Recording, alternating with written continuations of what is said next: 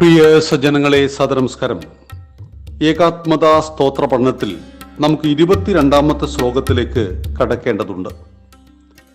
അഗസ്ത്യ കംഭു കൗണ്ഡിന്യൗ രാജേന്ദ്രശ്ചോള വംശജഃ അശോക പുഷ്യമിത്രശ്ച ഘാരവേല സുനീതിമാൻ. ഈ മഹാത്മാക്കളെ കുറിച്ചാണ് നമുക്ക് ഇന്നു മുതൽ പഠനം തുടരേണ്ടത്. ആദ്യം അഗസ്ത്യൻ. വേദത്തിലും പുരാണങ്ങളിലും ഇതിഹാസങ്ങളിലും ചരിത്രത്തിലും വിദേശ ബന്ധങ്ങളിലും ഭാഷാ സംഗീത രംഗത്തും ശാസ്ത്രകലയിലുമെല്ലാം പേര് ചൊല്ലി പ്രശംസിക്കപ്പെടുന്ന ഒരേ ഒരു മഹർഷിയാണ് അഗസ്ത്യമുനി.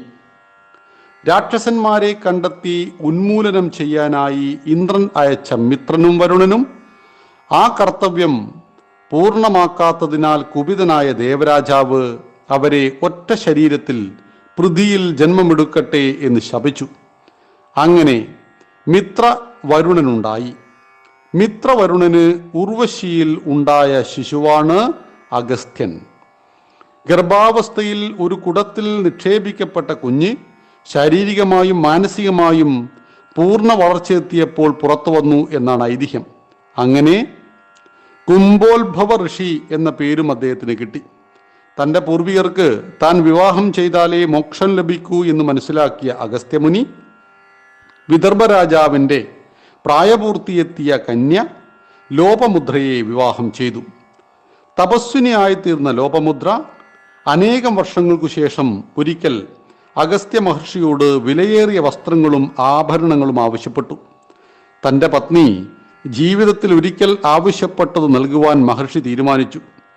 പരിചയക്കാരായ രാജാക്കന്മാരോട് വസ്ത്രവും ആഭരണവും മുനി ആവശ്യപ്പെട്ടു. അവർ നൽകിയതിനു പുറമെ ഇല്വലൻ എന്ന അസുരന്റെ പക്കൽ നിന്നും വാങ്ങുവാനും തീരുമാനിച്ചു. ഇല്വലന്റെ അടുത്തെത്തിയ മുനിയെ കപടമാർഗത്തിലൂടെ വധിക്കാൻ അയാൾ തീരുമാനിച്ചു. തൻ്റെ അനുജനായ വാതാപിയെ മായ കൊണ്ട് ആടാക്കി. ആടിനെ കൊന്ന് മുനിക്ക് വിളമ്പി.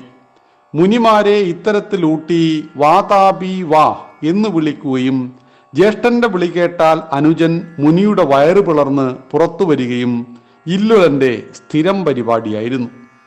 ഇത് മനസ്സിലാക്കിയ അഗസ്ത്യമുനി ഭക്ഷണം കഴിഞ്ഞ് വാതാപി ദഹിച്ചു എന്ന് ഇല്വലനോട് പറഞ്ഞു. ഇല്വലൻ വിളിയോട് വിളി മുനി ചിരിച്ചുകൊണ്ട് കേട്ടിരുന്നു. പേടിച്ചരണ്ട ഇല്വലൻ മുനി ആവശ്യപ്പെട്ടതെല്ലാം നൽകി. പരമശിവനിൽ നിന്നും ശാസ്ത്രവിദ്യ പൂർണ്ണമായും ഗ്രഹിച്ച അഗസ്ത്യമുനി രാഷ്ട്രരക്ഷയ്ക്ക് ഒരു വൻ സേനയെ തയ്യാറാക്കിയിരുന്നു.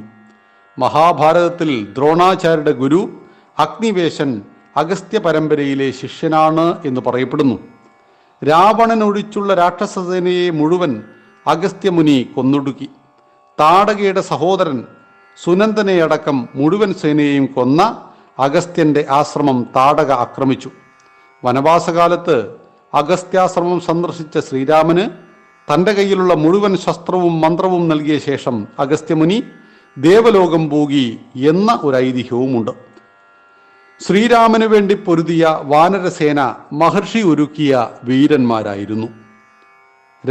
രാവണ യുദ്ധത്തിനിടയിൽ തളർന്നുപോയ ശ്രീരാമന് ആദിത്യ ഹൃദയ സ്തോത്രം ചൊല്ലിക്കൊടുത്ത് രാവണവധത്തിന് കളമൊരുക്കിയതും അഗസ്ത്യമുനിയായിരുന്നു.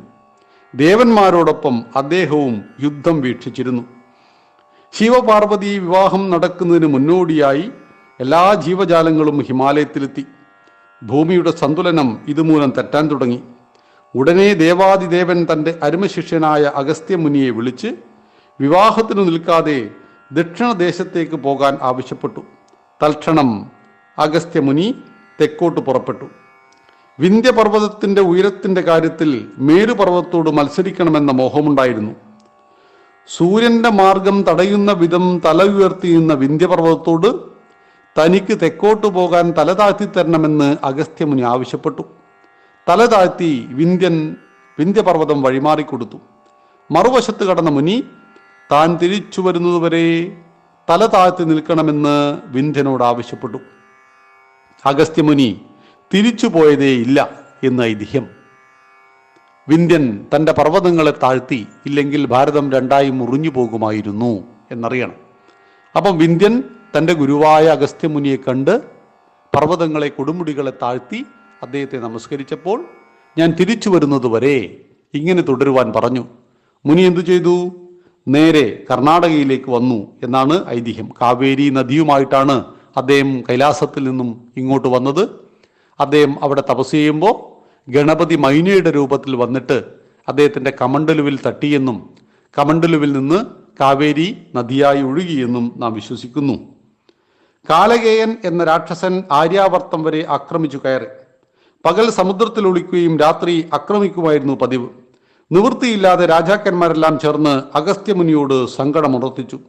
അവരെ സഹായിക്കാമെന്നേറ്റ മുനി പകൽ സമയത്ത് സമുദ്രതീരത്തെത്തി സമുദ്രജലം മുഴുവൻ കുടിച്ചു തീർത്തു.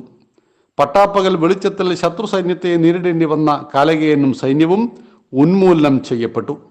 ശത്രുവിന്റെ ദുർബലതകൾ അറിഞ്ഞു വേണം അവരെ ആക്രമിക്കാനെന്ന പാഠം അഗസ്ത്യമുനി രാജാക്കന്മാരെ പഠിപ്പിച്ചു. ഇന്ദ്രപദത്തിൽ ഒരിക്കൽ നിയുക്തനായത് 1000 യാഗങ്ങൾ കഴിച്ച നഹുഷ മഹാരാജാവാണ്. ഇന്ദ്രപദവിയിൽ കുറച്ചു നാളിരുന്നോടെ നഹുഷൻ ദുരാചാരിയും ലോഭിയുമായി തീർന്നു. ഇന്ദ്രാണിയെ മോഹിച്ച നഹുഷനോട് മുനിമാർ വഹിക്കുന്ന പല്ലക്കിൽ വന്നാൽ തന്നെ വിവാഹം കഴിക്കാമെന്ന് ശചീദേവി പറഞ്ഞു. വിഡ്ഢിയായ നഹുഷൻ മുനിമാരെ കൊണ്ട് പല്ലക്കെടുപ്പിച്ച് യാത്രയായി. എന്നാൽ പതുക്കെ നീങ്ങിയ ഋഷിമാരെ കാലുകൊണ്ട് തൊഴിക്കുകയും സർപ്പങ്ങളെ എന്ന് അധിക്ഷേപിക്കുകയും ചെയ്തു. കുപിതനായ അഗസ്ത്യൻ നഹുഷനെ സർപ്പമാകട്ടെ എന്ന് ശപിച്ചു. യുധിഷ്ഠിരനെ കണ്ടുമുട്ടുമ്പോൾ ശാപമോക്ഷം നേടാമെന്നും വിധിച്ചു. കാവേരൻ എന്ന രാജാവ് ബ്രഹ്മഗിരി എന്ന പർവ്വത പ്രദേശത്തെ രാജാവായിരുന്നു. ഇന്നത്തെ കർണാടക പ്രദേശത്തുള്ള ചെറുരാജ്യമായിരുന്നു അത്. അദ്ദേഹത്തിന് ശിവപ്രസാദത്താൽ ഉണ്ടായ സദ്ഗുണസമ്പന്നനായ പുത്രിയായിരുന്നു കാവേരി. ഒരിക്കൽ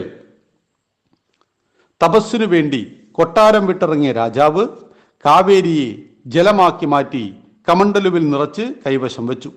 ലോകക്ഷേമത്തിനായി സ്വയം സമർപ്പിക്കാനുള്ള ഇച്ഛ ശിവന്റെ അനുഗ്രഹമായി കാവേരിക്കുണ്ടായിരുന്നു. ശിവൻ ആവശ്യപ്പെട്ടതനുസരിച്ച് കാവേരിയെ വിവാഹം കഴിക്കുവാൻ അഗസ്ത്യമുനി കാവേരനെ സമീപിച്ചു. അഗസ്ത്യന് മകളെ കൊടുക്കാൻ കാവേരനും അഗസ്ത്യനെ വരിക്കാൻ കാവേരിക്കും സന്തോഷമായിരുന്നു. ഇങ്ങനെ ഒരു ഐതിഹ്യവും നമ്മുടെ കർണാടക പോലുള്ള ഭാഗങ്ങളിൽ പ്രചരിപ്പിക്കപ്പെടുന്നുണ്ട്. അക്കാലത്ത് ശൂരപത്മൻ എന്നൊരു മായാവിയായ രാക്ഷസൻ ദക്ഷിണ ഭാരതത്തിൽ മഴ തടഞ്ഞു വെച്ചു. ജനങ്ങളെ രക്ഷിക്കാൻ കാവേരിക്ക് കഴിയൂ എന്ന് ദേവന്മാർ മനസ്സിലാക്കി. കാവേരൻ കമണ്ഡലു താഴെ വെക്കുന്ന തക്കം പാർത്തു അവർ കാത്തിരുന്നു. ബ്രഹ്മഗിരിക്കടുത്തൊരിക്കൽ രാജാവ് കമണ്ഡലം താഴെ വെച്ച ഉടൻ ഗണപതി ചെന്ന് അത് തട്ടിവീഴ്ത്തി. കാവേരി ഹർഷോല്ലാസത്തോടെ ഒഴുകി തുടങ്ങി. ഒഴിപ്പോകുന്ന കാവേരിയെ കണ്ട് ദുഃഖിതനായ രാജാവിനെ അഗസ്ത്യൻ സാന്ത്വനിപ്പിച്ചു. കാവേരി നദിയുടെ ഉത്ഭവത്തെക്കുറിച്ച് വൈവിധ്യമാർന്ന കഥകൾ പ്രചരിക്കുന്നു. ഇന്ദ്രദ്യുപ്നൻ എന്ന പാണ്ഡ്യരാജാവ് അഗസ്ത്യനെ സൽക്കരിക്കുന്നതിൽ വീഴ്ച വരുത്തി. രാജാവ് പൂജ ചെയ്യുന്ന നേരത്തായിരുന്നു അഗസ്ത്യൻ കൊട്ടാരത്തിലെത്തിയത്. അതിനാൽ ഭൃത്യന്മാരായിരുന്നു അദ്ദേഹത്തെ എതിരേറ്റത്. കുപിതനായ അഗസ്ത്യൻ പാണ്ഡ്യരാജാവ് ആനയായി തീരട്ടെ എന്ന് ശപിച്ചു. ആ ആനയാണ് ഭാഗവത പുരാണത്തിലെ ഗജേന്ദ്രമോക്ഷത്തിലെ ആന. ഒരിക്കൽ മുതല പിടിച്ചപ്പോൾ ജലത്തിൽ മുങ്ങാറായ ആന ഒരു താമരപ്പൂവ് തുമ്പിക്കൈയിൽ വിഷ്ണു ഭഗവാനു വേണ്ടി എടുത്തു ഉയർത്തിപ്പിടിച്ചു. ഉടനെ ഭഗവാൻ വിഷ്ണു പ്രത്യക്ഷപ്പെട്ട് മുതലയെ ചക്രത്താൽ കഷ്ണിച്ച് ആനയെ രക്ഷിച്ചു. അതോടെ രാജാവിന് ശാപമോക്ഷവും ലഭിച്ചു. തമിഴ് വ്യാകരണ ഗ്രന്ഥമെഴുതിയ തോൽകാപ്പിയർ അഗസ്ത്യമുനിയുടെ ശിഷ്യനാണ് താൻ എന്ന് അവകാശപ്പെട്ടിട്ടുണ്ട്. തമിഴ് സാഹിത്യത്തിലെ സംഘകാലത്തെ 2/3 സംഘങ്ങളിലും അഗസ്ത്യൻ സദസ്യനായിരുന്നു. ദക്ഷിണ ഭാരതത്തിൽ മാത്രമല്ല സിംഗപ്പൂർ, മലയ, സുമാത്ര, ഇന്തോനേഷ്യ എന്നിവിടങ്ങളിലും ധർമ്മപ്രചരണാർത്ഥം എത്തിച്ചേർന്ന അഗസ്ത്യൻ സമുദ്രയാത്രയുടെ ആദ്യ ആചാര്യൻ കൂടി ആയിരുന്നു. അഗസ്ത്യപർവ്വതം, അഗസ്ത്യ ക്ഷേത്രങ്ങൾ, അഗസ്ത്യ തീർത്ഥം എന്നിങ്ങനെ നിരവധി സ്മാരകങ്ങൾ അദ്ദേഹത്തിൻ്റെയായി ദക്ഷിണ ഭാരതത്തിലുണ്ട്. ഋഗ്വേദം, രാമായണം, മഹാഭാരതം, സ്കന്ദപുരാണം, ഭാഗവതം മുതലായ നിരവധി ഗ്രന്ഥങ്ങളിൽ പരാമർശിക്കപ്പെടുന്ന അഗസ്ത്യ മഹർഷി ഋഷി പരമ്പരയുടെ നാമമാണെന്നും അഭിപ്രായമുണ്ട്. ഏകദേശം 8000 മുതൽ 2500 വർഷം മുമ്പ് വരെ നീണ്ട ഋഷി പരമ്പര. അന്തർരാഷ്ട്രീയ തലത്തിൽ പ്രസിദ്ധമായ ഋഷി പരമ്പരയാണിത്. രാഷ്ട്രീയ കാര്യങ്ങൾ, വ്യാകരണം, സമുദ്രയാത്ര, സംഗീതം ഉൾപ്പെടെ നിരവധി വിഷയങ്ങളിൽ ആചാര്യസ്ഥാനത്തായിരുന്നു അഗസ്ത്യ പരമ്പര. സജ്ജനങ്ങളെ, അഗസ്ത്യമുനിയെ നമ്മൾ ഇതിഹാസങ്ങളിലും പുരാണങ്ങളിലും എല്ലാം കാണുന്നു. അത് ഒരു വ്യക്തിയല്ല, ഒരു ശരീരമല്ല, മുനി പരമ്പരയായിട്ട് അവതരിച്ചു. അത് ചരിത്രത്തിലും നമ്മൾ കാണുമ്പോൾ അത് ആ പരമ്പരയിൽപ്പെട്ട ഓരോരോ കാലഘട്ടത്തിലെയും ആചാര്യന്മാർ അഗസ്ത്യൻ എന്ന പേരിൽ അറിയപ്പെട്ടു. ആ അഗസ്ത്യമുനിയുടെ ചരിത്രം, ഐതിഹ്യം എല്ലാം തന്നെ ധർമ്മസംരക്ഷണത്തിന് എല്ലാവരെയും സഹായിച്ച, ദേവന്മാരെയും മനുഷ്യന്മാരെയും ഭൂമിയെയും സ്വർഗത്തെയും ഒക്കെ സഹായിച്ച ആ മഹാത്മാവിനെ ഏകാത്മതാ സ്തോത്രത്തിലൂടെ നാം നമസ്കരിക്കുന്നു. നന്ദി, നമസ്കാരം. വന്ദേ മാതരം.